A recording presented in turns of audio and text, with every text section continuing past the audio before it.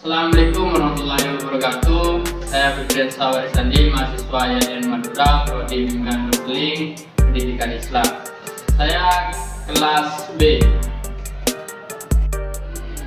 Assalamualaikum warahmatullahi wabarakatuh. Saya Murifatullah Maria, program studi Bimbingan dan Konseling Pendidikan Islam kelas B semester 6 dari YDN Madura. Assalamualaikum warahmatullahi wabarakatuh. Perkenalkan, nama saya Rina Rianti, Prodi Bimbingan dan Konseling Pendidikan Islam kelas B dari YIN Madura. Assalamualaikum warahmatullahi wabarakatuh.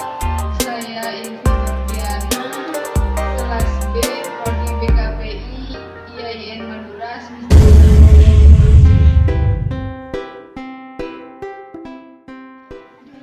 Assalamualaikum warahmatullahi wabarakatuh. Di sini saya akan menjelaskan tentang sejarah pembinaan anak berbakat. Pengertian keberbakatan yang berkembang dari abad ke abad, mulai sebelum abad ke-18 sampai abad ke-20. Pada bangsa Cina, yang dikatakan anak yang memiliki keberbakatan adalah mereka yang memiliki kemampuan luar biasa dalam membaca, kepemimpinan, imajinasi, ingatan, berpikir, dan kepekaan perseptual. Berbeda dengan bangsa Sparta, keberbakatan ditunjukkan kepada mereka yang menguasai seni tempur dan kepemimpinan militer. Sedangkan di Indonesia sendiri, keberbakatan diartikan sebagai anak jenius, anak supernormal, anak cemerlang, anak kemampuan unggul, anak berbakat, dan anak berkemampuan istimewa, dengan konsep atau pandangan yang dimiliki oleh masing-masing pakar. Kemudian dengan dinyatakan bahwa untuk menjelaskan pengertian keberbakatan sangat sulit karena keberbakatan dipengaruhi oleh persoalan kebudayaan. Keberbakatan dipengaruhi oleh berbagai unsur kebudayaan. Bahkan ahli berpendapat bahwa sifat-sifat anak berbakat itu bercirikan kultur bound atau dibatasi oleh batasan kebudayaan. Terima kasih. Oke, penjelasan selanjutnya adalah mengenai tentang pengertian dan karakteristik anak berbakat, yaitu bahwa anak berbakat itu di samping memiliki kemampuan intelektual yang tinggi, juga menunjukkan penonjolan kecakapan khusus di bidangnya yang berbeda-beda antara anak yang satu dengan anak lainnya. Anak ini disebut juga dengan gifted and talent, yang berarti berbakat intelektual.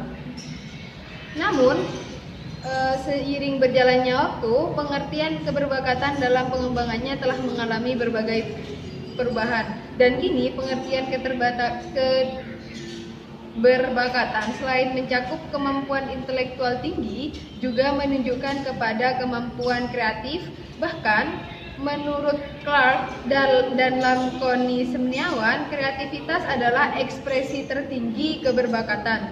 Keberbakatan dipengaruhi oleh berbagai unsur kebudayaan. Bahkan bagi sementara ahli, sifat-sifat anak berbakat tersebut bercirikan kultur bound, dibatasi oleh batasan kebudayaan. Nah, karakteristik anak berbakat yaitu bisa dilihat dari keberbakatan itu ada ciri-ciri universal yang khusus dan luar biasa yang bahwa sejak lahir maupun yang merupakan hasil interaksi dari pengaruh lingkungannya. Yang kedua, keberbakatan itu ikut ditentukan oleh kebutuhan maupun kecenderungan kebudayaan di mana seseorang yang berbakat itu hidup. Menurut Koni Seniawan 1994. Di sini saya akan menjelaskan tentang pendidikan khusus untuk anak berbakat. Jadi di sini pendidikan khusus untuk anak berbakat sudah tertera dalam Undang-Undang Nomor 2 Tahun 1989 dan juga GBHN.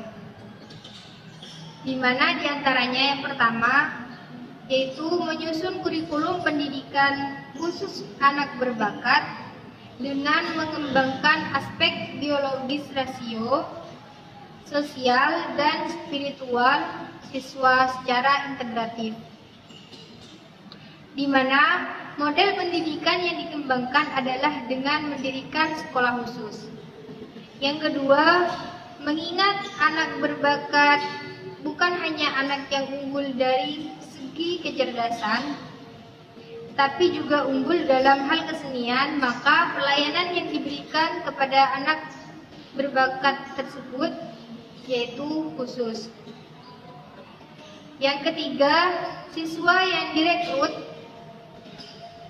bukan hanya siswa yang benar-benar berprestasi, tetapi juga siswa yang berpotensi unggul. Yang keempat, perlu dibentuknya tim khusus oleh Depdikbud untuk mengelola proyek strategis ini sekaligus mewujudkannya.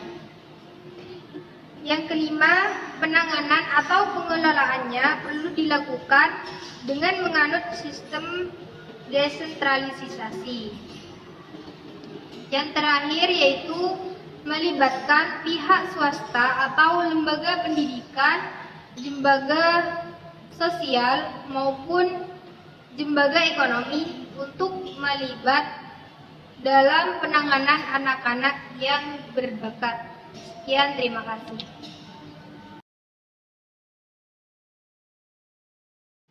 Bismillahirrahmanirrahim. Di sini saya akan membacakan beberapa model identifikasi. Yang pertama yaitu menggunakan penjaringan skor tes. Dan yang kedua menggunakan skala penilaian yaitu rating scale untuk memperoleh gambaran tentang profil kemampuan anak berbakat. Yang ketiga, menggunakan alternatif lain seperti nominasi teman sebaya dan nominasi orang tua. Dan yang keempat, menggunakan nominasi khusus. Dan yang kelima itu ada menggunakan nominasi informasi tindakan. Dan yang nomor 6, menggunakan penyaringan melalui tes itu menjadi cara yang populer antara lain karena menghargai kriteria non-tes. Dan di sini juga ada beberapa model. Yang pertama seperti di model pembelajaran ini ada pengayaan yang bisa disebut enrichment, dan yang kedua percepatan yaitu acceleration, dan yang ketiga ini segresi. Nah, dan di sini saya akan melanjutkan kepada prinsip-prinsip identifikasi anak berbakat. Dalam identifikasi memiliki prinsip dilakukan secara multimediasional dengan cara pengukuran yang beragam.